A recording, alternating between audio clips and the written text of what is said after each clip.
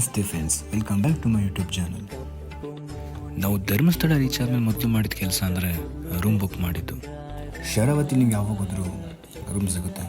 So ಅಲ್ಲಿಂದ ನಾವು ದೇವ್ರ ದರ್ಶನಕ್ಕೆ ಅಂತ ರೆಡಿಯಾಗಿ ಕ್ಯೂ ಅಲ್ಲಿ ಹೊರಟ್ವಿ.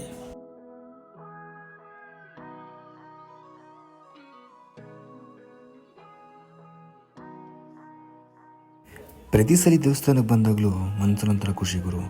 ಯಶೋರು ಒಂದು ವೇದಿಕೆ ಮೇಲೆ ಒಂದು ಮಾತು ಹೇಳಿದ್ರು. ಆ ಮಾತು ನನಗೀಗ ನೆನಪಾಗ್ತಾ ಇದೆ. ತುಂಬಾ ಸ್ಕೂಲಲ್ಲಿದ್ದೆ ಆಗ್ಲೂ ಕೂಡ ನನಗೇನೋ ಒಂದು ಕನೆಕ್ಷನ್ ಇದೆ ಅನ್ನೋ ಫೀಲಿಂಗು ನನಗೆ ಪ್ರತಿ ಸಲ ಧರ್ಮಸ್ಥಳಕ್ಕೆ ಬಂದಾಗ ನನ್ನ ಕಣ್ಣು ತುಂಬಿ ಬರುತ್ತೆ. ನನ್ನ ಪ್ರತಿ ಸಕ್ಸಸ್ಗೂ ನನ್ನ ತಾಯಿ ಹೇಳ್ತಾ ಇರ್ತಾರೆ, ನಮ್ಮಮ್ಮ ಯಾವಾಗ್ಲೂ ಧರ್ಮಸ್ಥಳ ಮಂಜುನಾಥನ್ ಬೇಡ್ಕೊ ಎಲ್ಲ ಆಗುತ್ತೆ ಅಂತ.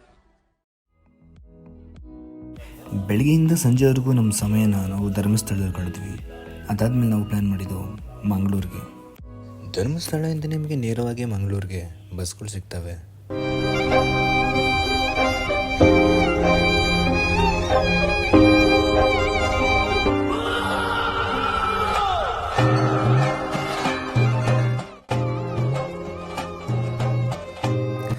ನಾವಿವತ್ತು ಹೋಗ್ತಾ ಇರೋಂಥ ಪ್ಲೇಸ್ ಬಂದು ಕುತ್ತಾರ್ಗೆ, ಶ್ರೀ ಸ್ವಾಮಿ ಕೊರಗಜ್ಜನವರ ಆದಿಸ್ಥಳ ದೈವ ಸನ್ನಿಧಿಗೆ.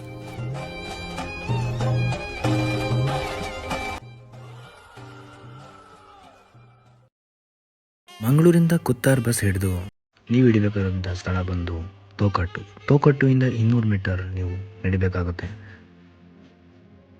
ರಸ್ತೆ ಉದ್ದಕ್ಕೂ ನಿಮಗೆ ಇಲ್ಲಿ ಬೀಡ, ಚಪ್ಪಲಿ ಹಾಗೂ ಸೇಂದಿಯನ್ನು ಮಾರ್ತಾ ಇರ್ತಾರೆ.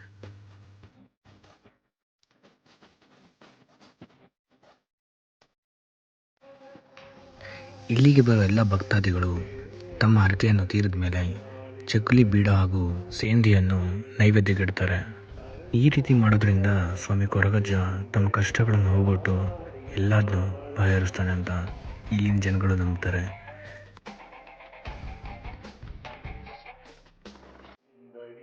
ಕಷ್ಟ ಇಂಥದ್ದೇ ಇರಲಿ ಗುರು, ಸ್ವಾಮಿ ಕೊರಗಜ್ಜನಲ್ಲಿ ನೀವು ಮನಸ್ಸಿಟ್ಟು ಬೇಡ್ಕೊಂಡ್ರೆ ನಿಮ್ಮ ಕಷ್ಟಗಳನ್ನೆಲ್ಲ ಪರಿಹಾರ ಮಾಡ್ತಾರೆ.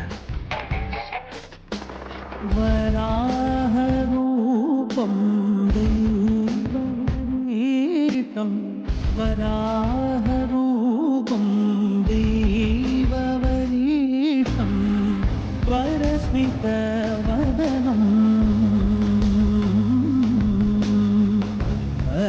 ವಜ್ರದಂತಧರ ರಕ್ಷಾಕವಚಂ.